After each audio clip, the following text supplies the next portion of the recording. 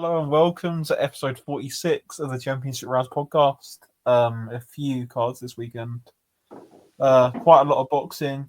A couple of meaningful fights, but it's just a standard weekend. We'll start in Astana, Kazakhstan, the only world title fight of the weekend. Janibek and Kanuli knocks out Anel Ngamissengue, or however they want to say it. Even the commentary had about 4 different ways of saying it. So yeah, knocked him out in the 5th round to defend his WBO and IBF middleweight titles. And yeah, I thought it was a good fight, but Janibek ultimately way more accurate, way more spiteful with his punches, I thought. That was a good performance. I mean, overall, might be his best performance, actually. Not many people can fight on the inside these days, and he did a pretty good job of doing that. And his defense was much better. It's funny because the round he stopped him in, that was a round he was actually getting hit quite a lot. Could have been interesting if he didn't, kill him. As far as he wasn't actually dead, the fact that Ngamissengue got up is insane. I mean, he took a lot of big shots. That didn't really seem to affect him. Like, you saw the shots he was taking, I go, maybe he's going to last a bit, but no. Like, the levels were clear. And, he's the best middleweight in the world for a reason. I mean, he looks really good. But, the division is not good. Is there really anyone to challenge him? As that 500-year-old Lara, Adames maybe, but I'd like to see how he would fight Adames, but I'd still pick him to stop him, probably. He'd probably fight everyone like that, I'd imagine. He looked comfortable and relaxed. He's getting better. And that's what you want to see from a fighter. Get better. Especially when they're not fighting their best competition, but they're still getting better. That's even better. Yeah, if he looked that bad against Ngamissengue, that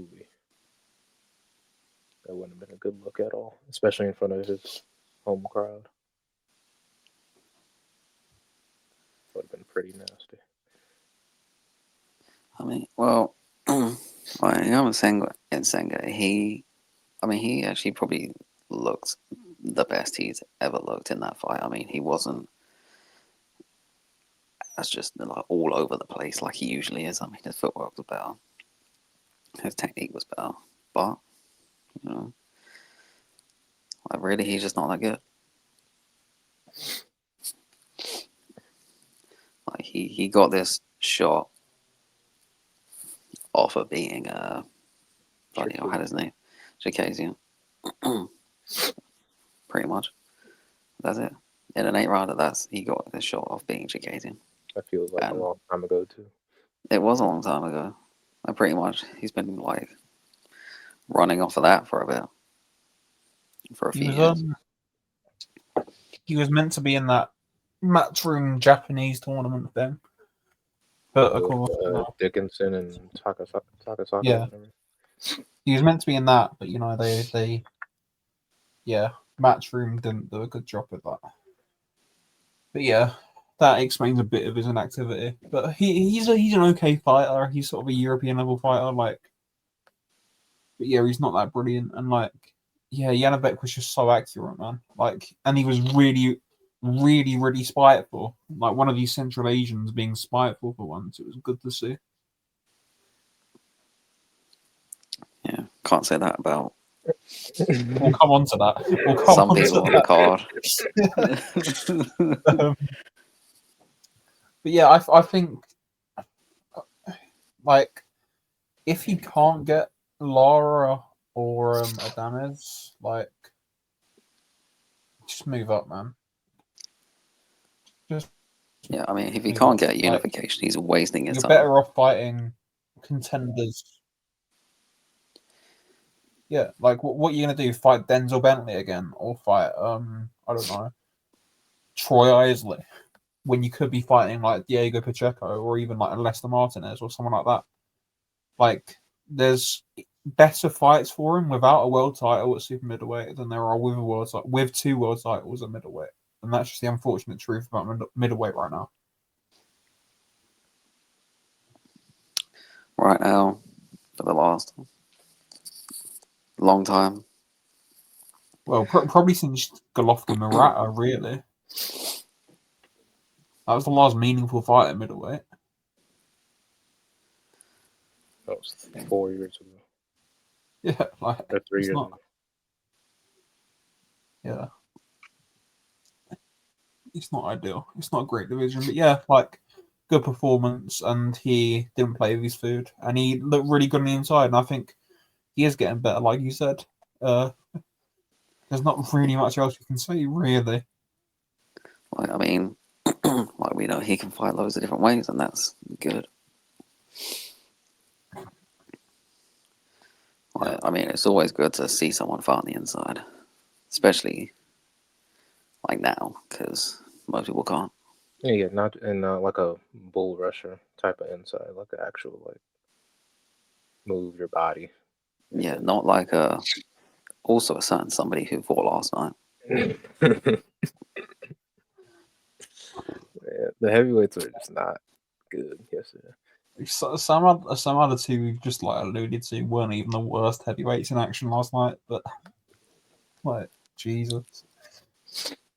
Yeah, it was a good fight. It was like a fight where there was clear levels between them, but I still enjoyed it. I think. Yeah, well, like in Ngamissengue, he came to win. Like he did his best. Like, he wasn't gonna ever do any better than that. Yeah.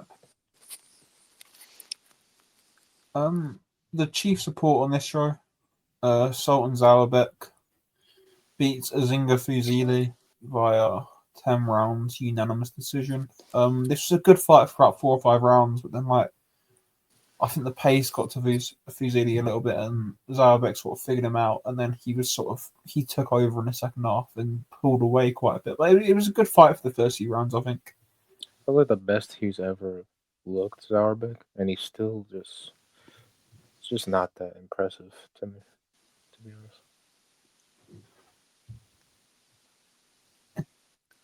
He's okay.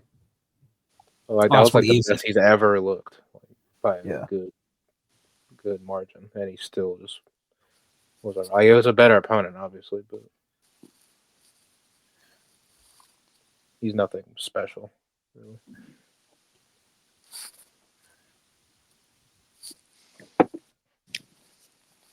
He's just going to be one of these guys at super featherweight. He'll be a contender. Like, I don't think he'll be like a top level champion. Like, there's a lot of those guys at super featherweight. Like, and it just depends on like your, I guess your sort of political positioning, really. Like, I'm would Zalabek beat Batagaziev?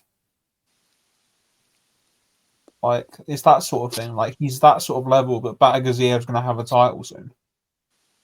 She's got political sort of power, and I don't think Zalabek does. I think he'll probably end up just getting beaten in a mandatory defense or something.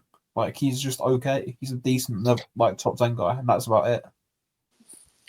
Like he looks like he should be better than he is, but he's just underwhelming when you watch him. Pretty much. I always think there's more, but I mean, I think at this point we know that there is not more. This is what he is. I don't know. Would he beat Batagaziev? I don't think I'd pick him to beat him, but you know, maybe he could chin Batagaziev. Probably not, but I think they're a similar level.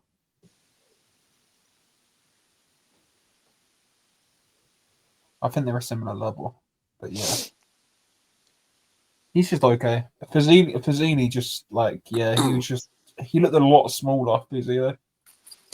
Yeah, and like band together, if he's going to be a world champion, but I don't count that properly. He's going to be upgraded. That's different. You love them upgraded champion. I hate them. I hate them.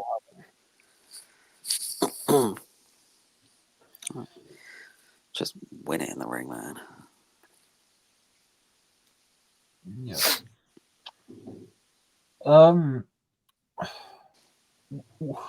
We'll get on to Janilov now.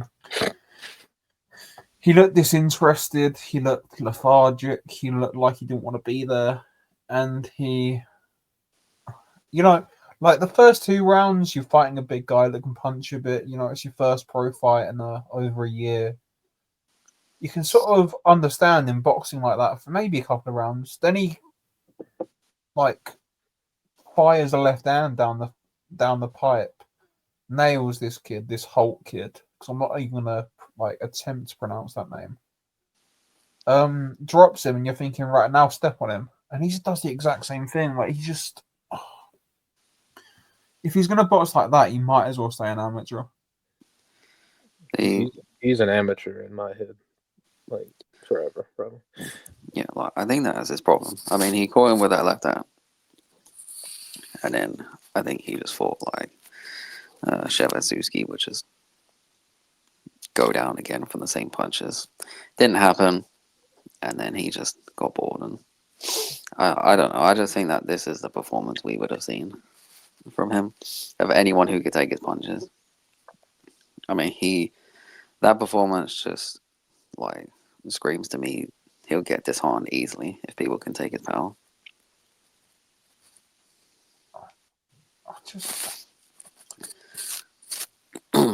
I wonder about his desire, honestly. Well, he obviously doesn't really want to be a pro. That's probably the last thing on his mind. The only reason he's being a pro currently is because, there's no Olympics. I don't know. He's just I like him less, really. After every time you watch him, he seems to be getting worse. He's never been great because his offense has always been pretty basic. It's just left hand and right hook. That works in the amateurs over 3 rounds. He's gotten himself way too used to fighting like that. Nice. Yeah. Nice 30. He's done nothing with his career besides win a bunch of medals. It's like his first bit of adversity, like someone who can take the power for a bit, and he does that. That's a terrible look. Like, looking horrible is fine, but the way he went about looking horrible and just kind of packed it in and didn't even really care, that's the problem. Like, if you don't want to fight and be a pro, just retire. But man, there's something admirable about, or not admirable, how do I say this? There's something meaningful about being a 3-time Olympic gold medalist. He's got all the money in the world because of how the Uzbeks treat amateur boxers. He's got whatever he could want. Just go and do that. Because he's not going to achieve anything in the pros. Like, he's not going to achieve anything. He just doesn't care. Like, what's the motivation for him? Well, if he wants to do that, then go do that. I mean, I don't have a problem with him being an amateur. I have a problem with him being an amateur while being a pro. I was like, him hopscotching between the two is pissing me off. If you're going to be an amateur, don't be a pro. If you're going to be a pro, don't be an amateur. And I would recommend him just being an amateur. Like, he would win all of them easily. That goes for multiple Uzbek fighters. Most of them are fine. It's just Duzmazov and him.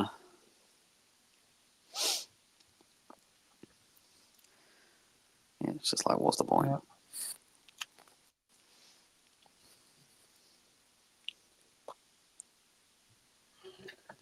It's really frustrating. I feel like if he turned pro after Tokyo, he could have actually done something. But like now, it's just he's got so entrenched in that system, and the second Olympic gold, the extra World Championships, and all that stuff. He's just sort of like, I think he's peaked already, and like there's just nothing there. He's just not get any sort of desire to be a good pro. There's just nothing. You can't have a good pro career whilst being an amateur because they're two different styles. Like, that's just how it is. They're different. You can't do both.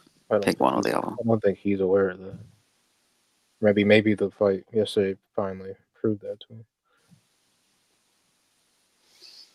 I don't know. Maybe that could be the making of him. Maybe he thinks, right, I need to actually like fully commit to being a pro, and if I want to do this, I'm going to have to do all of this stuff to get myself in the right sort of frame of mind, I guess, to be a professional. But like, I don't know. I don't see it. Maybe, but that's not the mindset of the person I saw yesterday.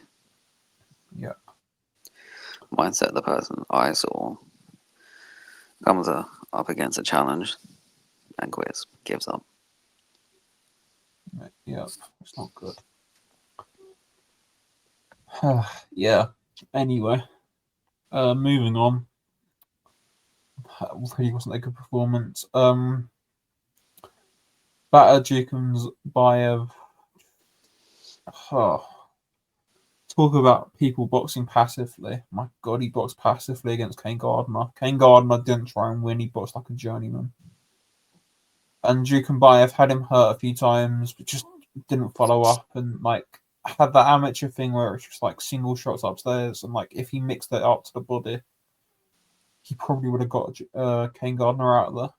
Oh no, he would have.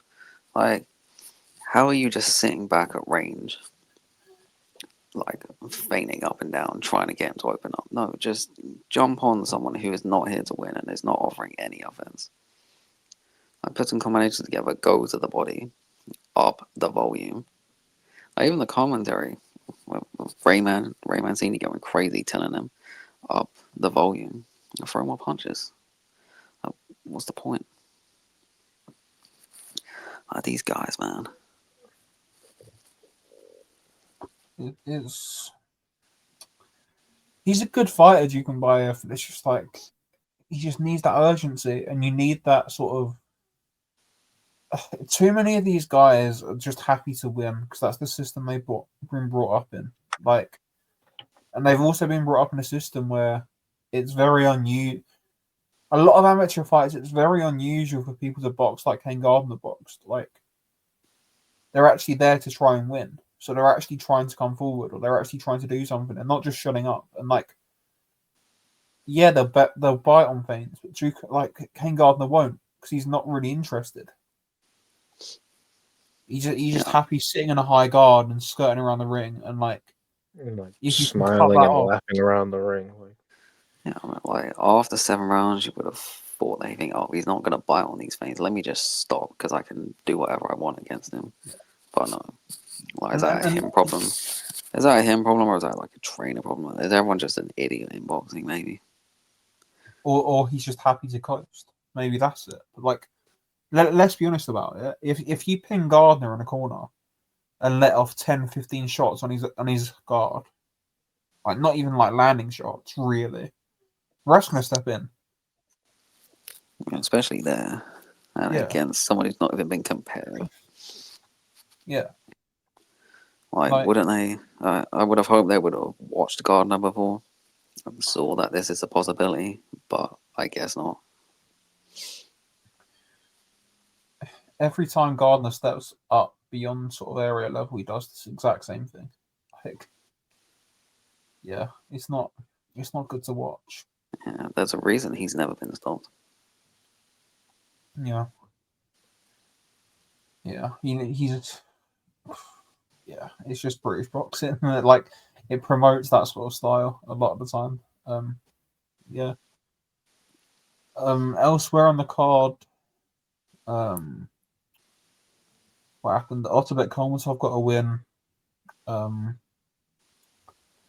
Nice win, stoppage win, and the Sabir Khan brothers both got stoppage wins. So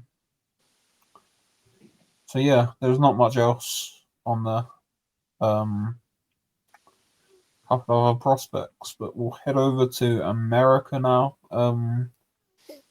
Richard Torres defeats Guido Vianello via UD in a very sloppy fight.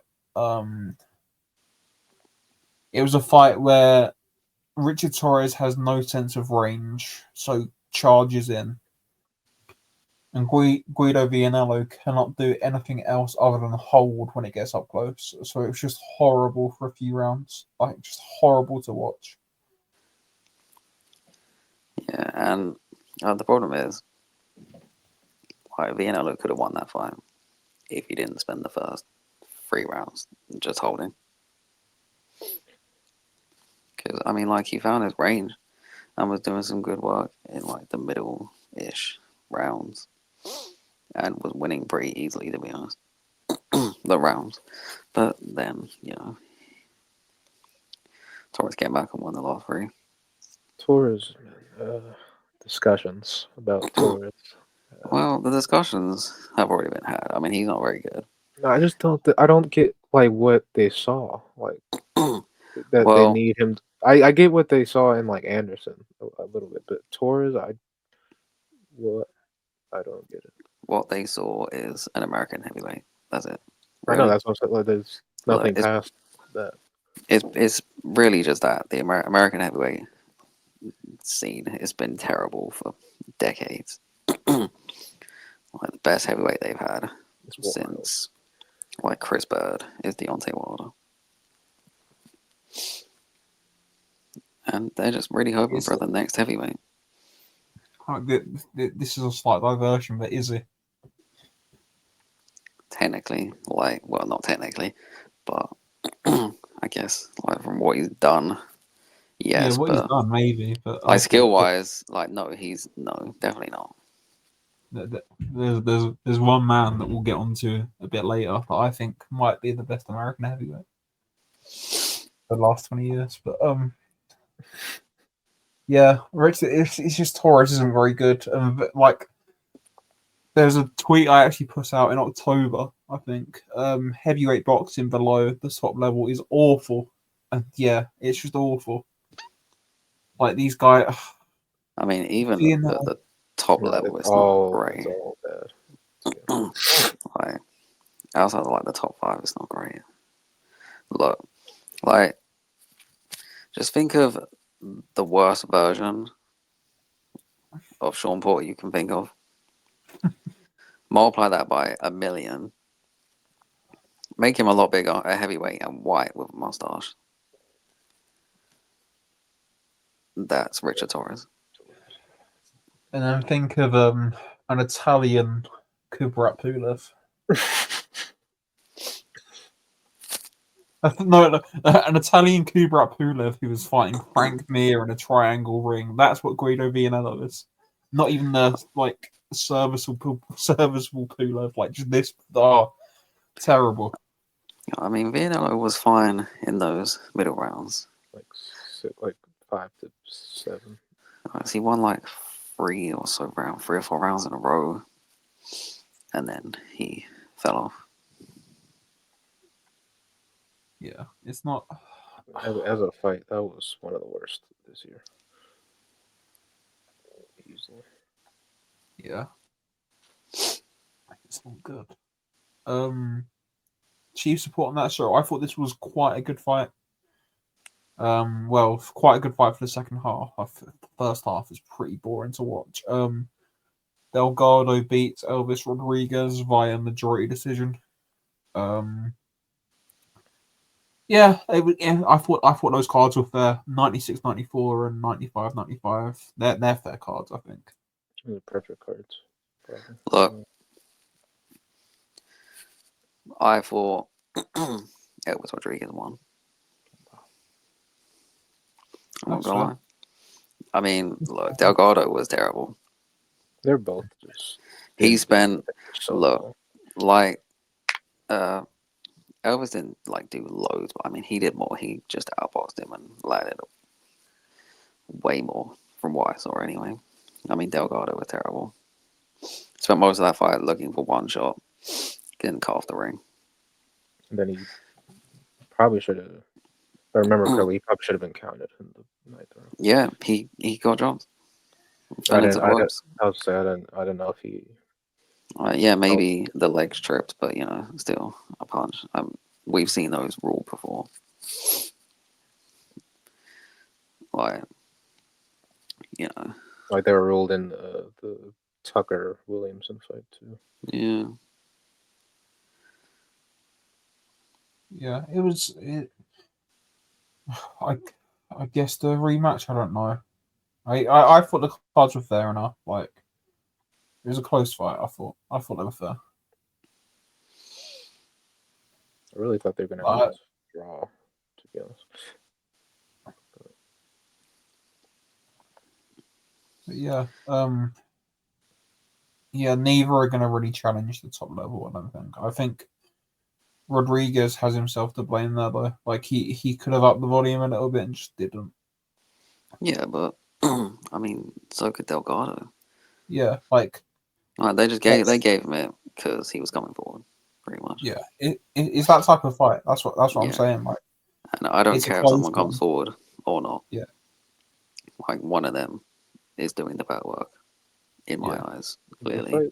The fight was just shit, to be honest. But Yeah, it's what it is. Like,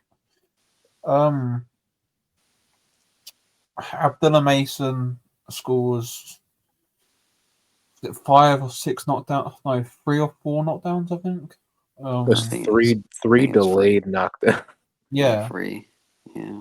it's a really Three. weird fight because, like, yeah, gets a stoppage in the 7th round. Was it? Because it was like at the start of the 7th round. They pulled him out. Doctor pulled him out to start the 7th. Carlos or Nelas. I don't know.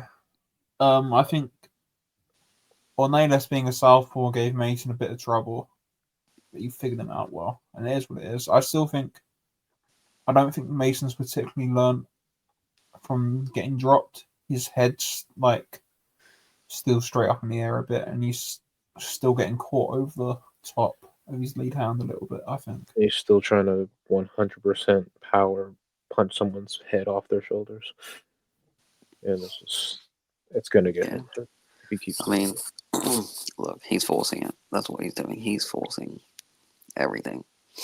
All right, just calm down, relax. You have lots of time to get these guys out. I mean, that's his first 10 round. He had a lots of time to get that guy. He's forcing it, trying to kill him in a couple rounds. Just relax. And yeah, he's not learning from those mistakes. He's still doing mistakes. Chin's up in the air, his hands down. He still kept switching. But, They need to slow him down a bit. I think it's fine. Like this matchmaking is fine. No, this was like kind of like in that. He needs to learn. Like he needs to learn. That's what happened. He needs to learn from it. But it's not looking like he's doing that. I think which is not good. If he fought a smarter fighter in Cabrera like he was supposed to, how way worse he would have looked trying to just chin Cabrera from the start. I actually think that's the type of fight you want. Like, you want better fighters that can't punch. Like, because he'll actually get punished for that. Like, he can run over like all these blown up featherweights that aren't actually brilliant. All he wants, and he's never gonna learn. Like, he needs to have someone like his own size firing back at him. Like, to actually like make him realize I've got to sort this out. Because at world level, you're talking about world titles this year. At world level, you're going to get Chin doing that. Yeah. they're gonna these fights will make you pay, and Yeah. it won't be fun. Like a guy. Yeah, stick him with a good, skilled guy who can't punch. He'll make you pay, but he might not necessarily make you pay by stopping you or knocking you down. But you keep getting hit there enough, you'll just be like, okay, yeah, maybe I'll fix this so I don't get hit there so much. Yeah, just a couple of levels above this, and it would be nice if they put him in with an actual lightweight as well. Yeah. Like, Well, I mean, he's still young. Like, there's no need Yeah. to rush. He turned 21 yesterday. Yeah, like, give him some learning fights. Stop talking about world titles. Develop him, make him get better.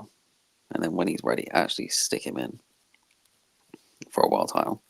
And not a vacant WBO world title against some random guy because one of your guys has vacated and moved up. I hope you It's gonna looking happen. forward to Abdullah Mason against Sam Noakes Yeah. for a vacant WBO. That's what's Yeah, my this is the only reason I'm talking about him fighting for a world title is because, they have fucking a hold on every single WBO belt basically in the world. They can do whatever they want.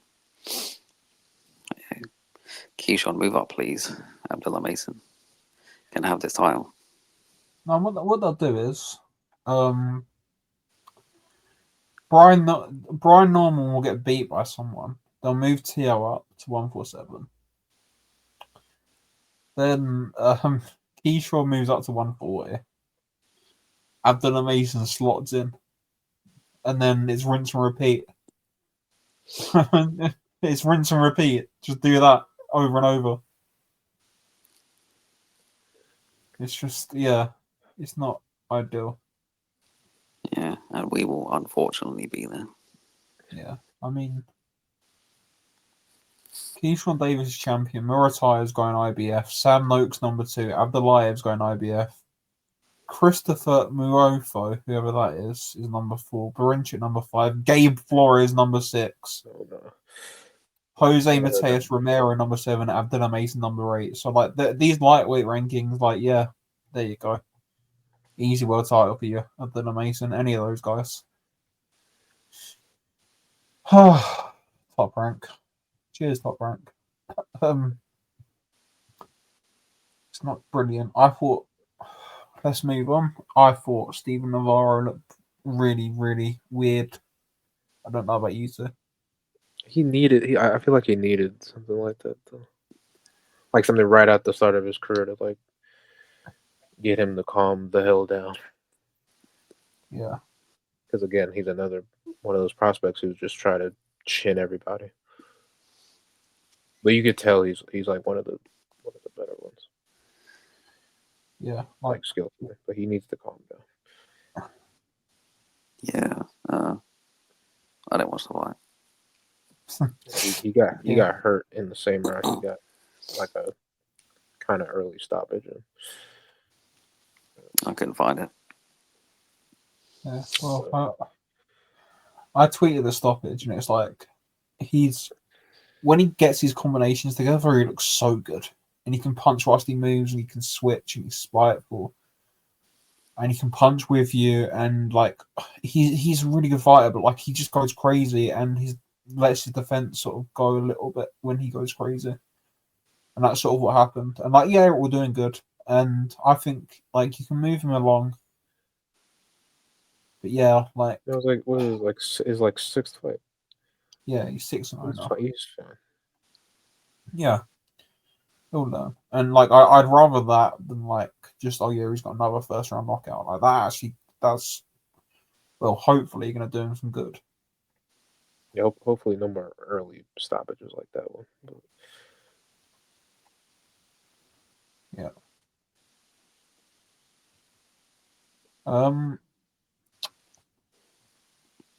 Dana Coolwell against Albert Gonzalez was a very good fight. Albert Gonzalez is a good prospect, but I think Dana Coolwell was a very, very good gatekeeper at this sort of level. I think that was a really good fight and a really good He's such a good gatekeeper, Dana Caldwell, and Shushu did a good job on him, and I think Caldwell's going to come again. After watching that, it kind of made me appreciate Carrington a little bit more because he easily beat him. Like, he didn't lose a second of that fight.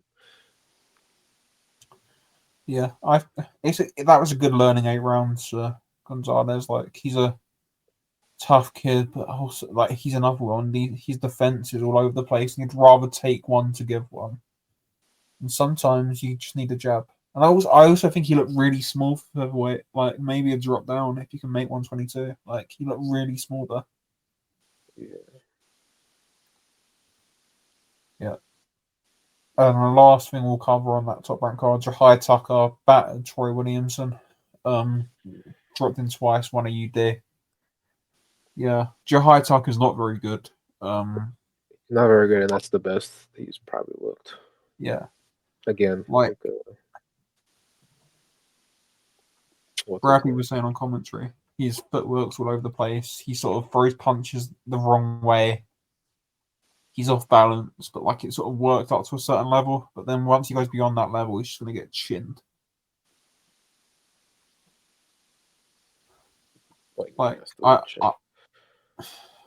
I think Troy Isley would stop him. I know Troy Isley can't punch, but like Troy Isley is so fundamentally sound, and Jahai Tucker is so fundamentally flawed that like just solid shots against Jahai Tucker constantly, and you're going to hurt him. Yeah, Tucker won't be able to start anything. Yeah. He won't get to hop around the ring like that. It's such a weird style. It's such a weird style, and it just won't work.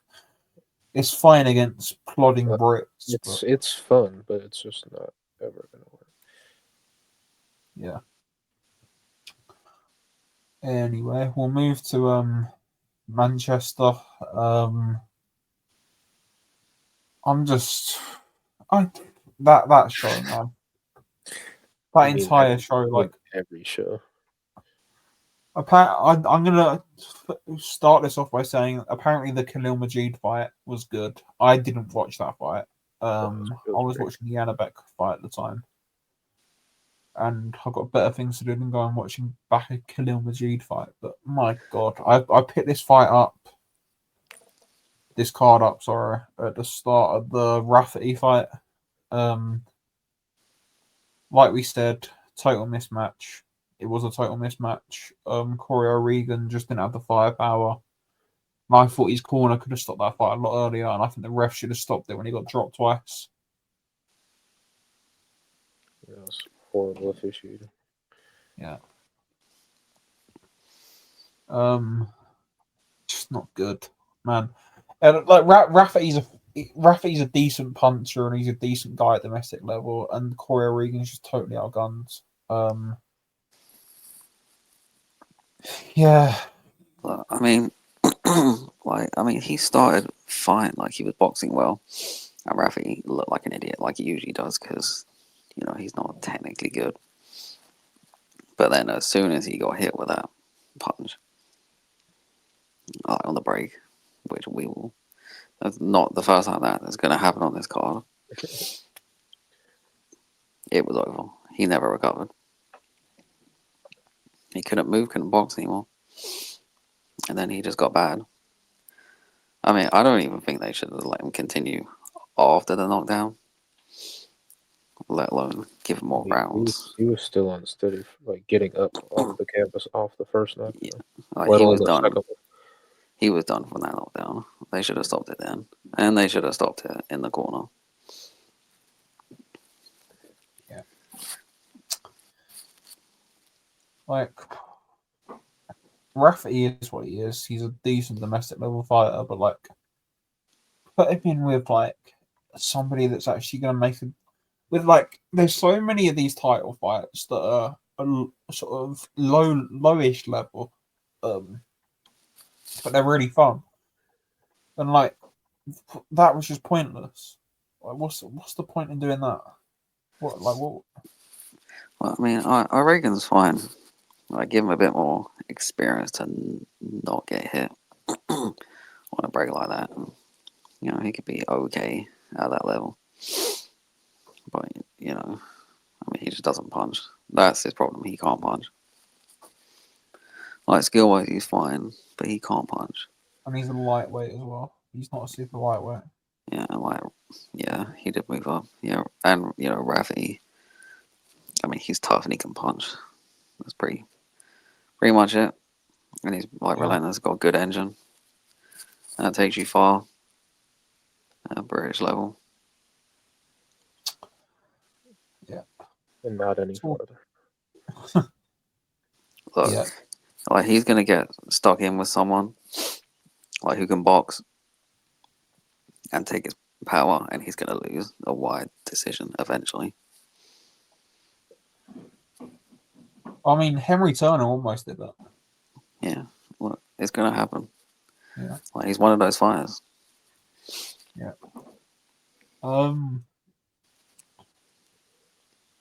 Yeah. Well, I just want to say for this fight, we'll move on.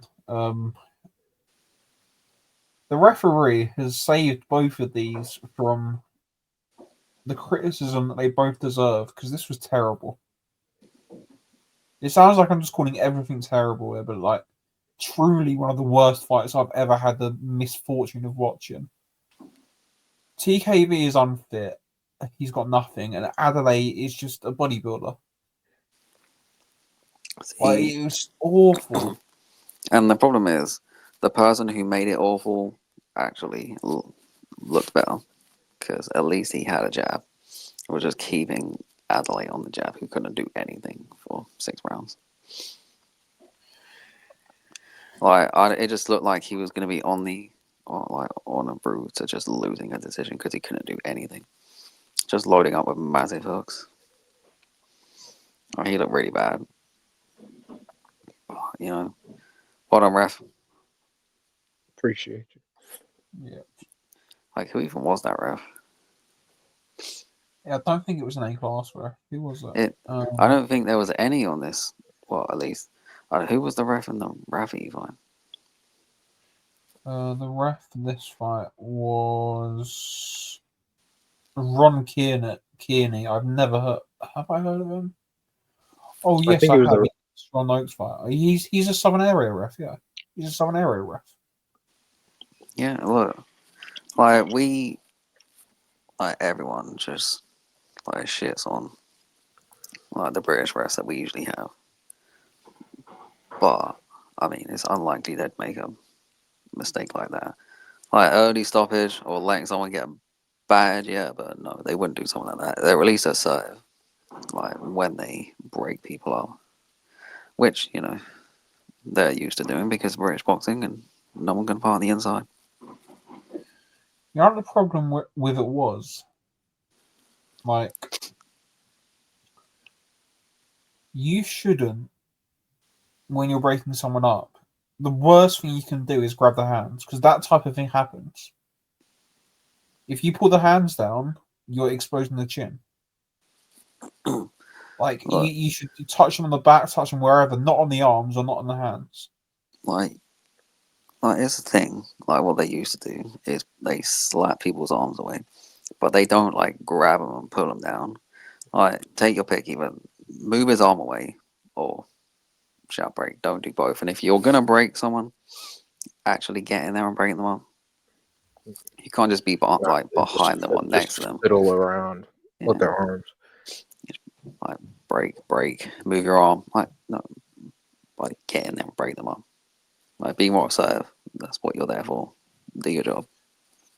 But no, you got someone. Yeah, and then when something like that happens, then they just don't know what to do. Like, they don't know when to call time or just start counting because they made a mistake.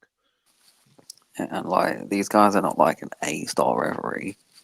And I mean, I guess they've probably never been in that situation. And they're probably going to ball it anyway. They won't have the ball to disqualify Adelaide, which is what he deserved.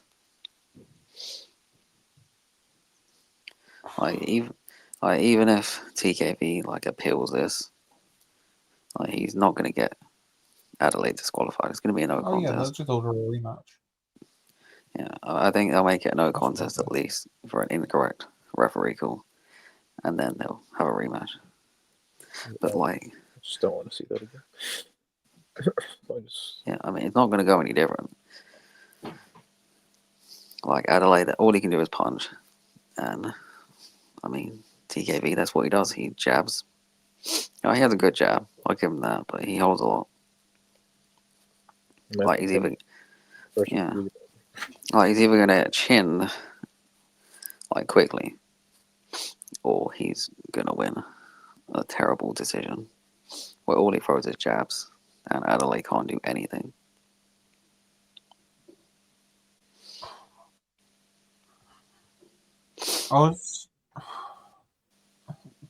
I'm struggling to think of a British title fight that's lower level than that. A heavyweight at least. I've seen Rax talk about some Sam Sexton versus Sam Sexton, Gary Cornish. Yeah. Like, was that like that bad? Sam Sexton, I don't know. No, it wasn't that bad. That, Like they at least did some stuff in that fight. Does Dave Allen beat David Adelaide?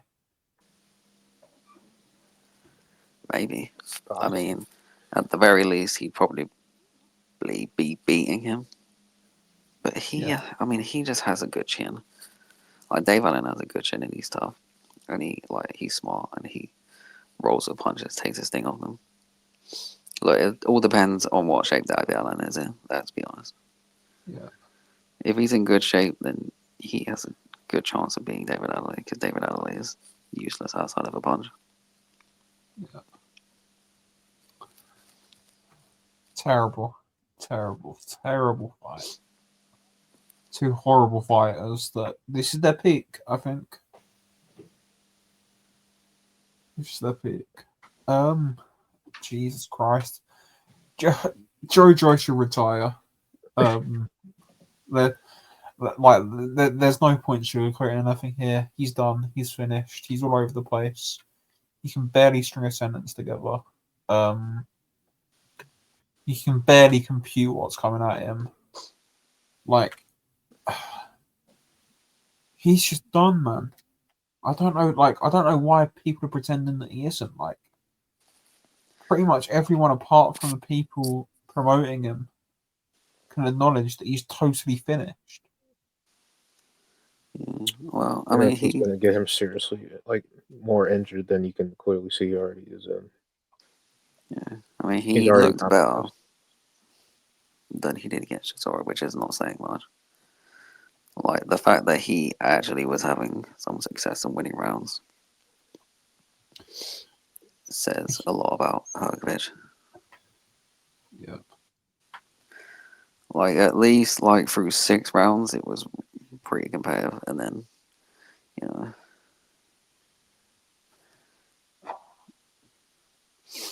I think I gave him 3 rounds. If you heard it from Darren Barker, you'd think he won the fight the way he was talking about him. The commentary was so bad.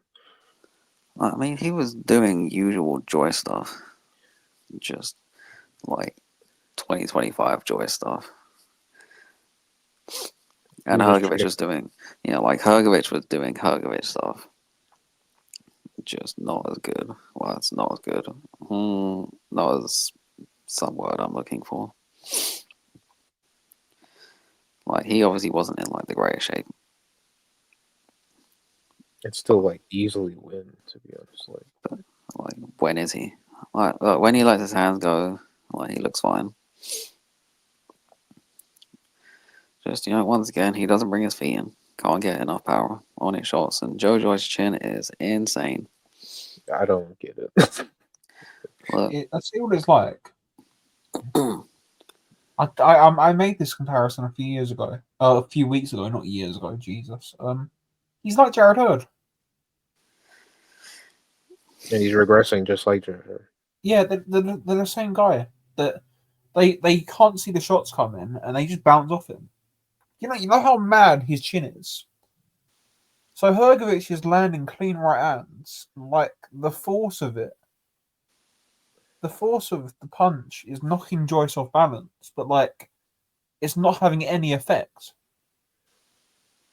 It's so weird to watch. It's like he's getting knocked off balance because his feet are awful. And he's plodding in, he's taking his punches square. But he's not hurt. It's the weirdest thing. He's got no coordination, no sort of thought process behind any of the work he's doing. But his chin's just ridiculous. Yeah, and this is why he's like he is, because he's taken so many punches because he can take them. That's it. Like, imagine how many times he would have been knocked out if he didn't have a good chin. And that's why he is half of a vegetable. And to think Zhang face planted him like that. Yeah, because Zhang's power is He just got insane. And he did get up. He I know, was dead, and somehow he got up. Yeah. That's how insane that chin is. Like that punch kills everyone. I'm everyone. Like eyes in the back of your head. Like even done. even Usyk. If Usyk got hit with that clean, he's dead. Oh, he wouldn't get hit with that, but if he did, He'd be soaring on the cliffs. and Usyk has an insane chin, but obviously he's not 270 pounds. Yeah. Hrgovic isn't very good, and Joyce needs to finish. Yeah, you know who also isn't very good? Delicious Ori. I watched that fight this morning. Forgot Yeah. about Look, he's so stiff. His chin is so high in the air. Like he's going to get knocked out that. badly. I've said it before. And he can't punch either. I've said it before, but GB amateurs, GB super heavies, it's just that. He's not that good. And he wasn't very good, and it's like he should have taken that WWE offer. Everyone from who'd actually watched him extensively in the amateurs knew that he wasn't going to be that good as a pro because of the exact reasons you just said. But yeah, it's not looking good. Yeah, I mean, it genuinely looks like he started boxing like a month ago, to be honest. I'm kind of concerned. I watched him as an amateur, and concerning that he's on the team. British boxing, British amateur boxing. Yeah. The new kid they got is quite good. The new super heavyweight. There's Demar Thomas. He's actually quite good. Big tall southpaw that's actually quite quick on his feet, but the last few years have been terrible. Terrible for super heavyweights coming out of the GB squad. Because Sol Dakers was on it as well, and look what happened to him. Yeah.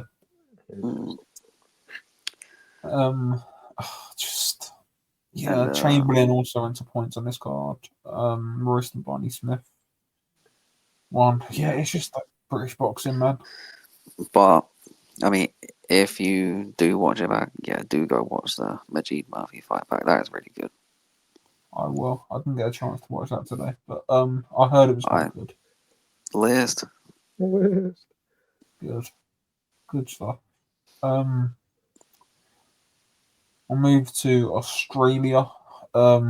Joey Spencer put in a really pathetic performance. And just let Timsy beat him up and stop him in the fourth. Didn't really throw a punch, didn't really try. Just skirted around the ring and then just stopped moving and let Timsy punch on him, basically. Yeah, well, I mean, I don't know what to make of that. I mean, I don't think any questions about Tim Tszyu have not been answered. Yeah. With that fight, I mean, I don't know. Like, sure, his offense is still good. Was never not going to be good. Like, how's he going to react taking a punch? Don't know. I was waiting for him to dab his head for some blood. But Spencer didn't throw any punches. So. Yeah, even then, they didn't even like clash heads or anything for him to even feel his forehead. That was just a showcase comeback fight against someone who's not very good. I, you know, like I get not being very good. I get that.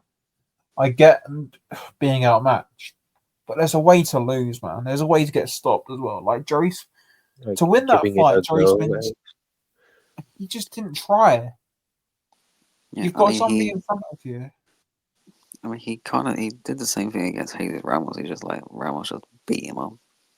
Yeah, it's just Like I see people saying, "Oh, yeah, he's only ever lost to Ramos and Zoo. That's not bad." But yeah, that's because they're the only good people he's fought. It's not like he looked good against the shittier opponents either. Yeah, he didn't look good against them either. They stuck him in with like people he's meant to knock out, PBC and he knocked him out. PBC industry partner. But he had a wounded animal in front of him that's lost two of his last two, who got brutally iced and took a beating and had one of the worst cuts in history and was in a bloodbath and clearly doesn't trust himself. To win that fight, to have any chance, you need to set about him early and plant the seeds of doubt in his head. You need to make it rough. You need to make it messy. You need to start really quick, throw everything at him in the first round. But what did Spencer do? He jabbed off the back foot. And what did he do in the second? Well, he stopped jabbing and just moved around on the back foot. What did he do in the fourth? Stop moving. Didn't throw a punch. Like, if you're gonna jab, or if you're gonna stick a move, then that's fine. But once you stop, you just at least try. It was a pathetic performance. It's pathetic. Like, there's a way to lose, man, and that's just not it. And like there's too much of it in boxing, like Kane Gardner did yesterday as well. Like, I'd rather Kane Gardner went out like Corey O'Regan did. He had a clear plan, and he actually tried to implement something, and it just didn't work. I'd rather that happen. It's just there's too much of it in boxing, and it makes the sport just unwatchable at times. Like these guys that just clearly just don't try. It's so annoying.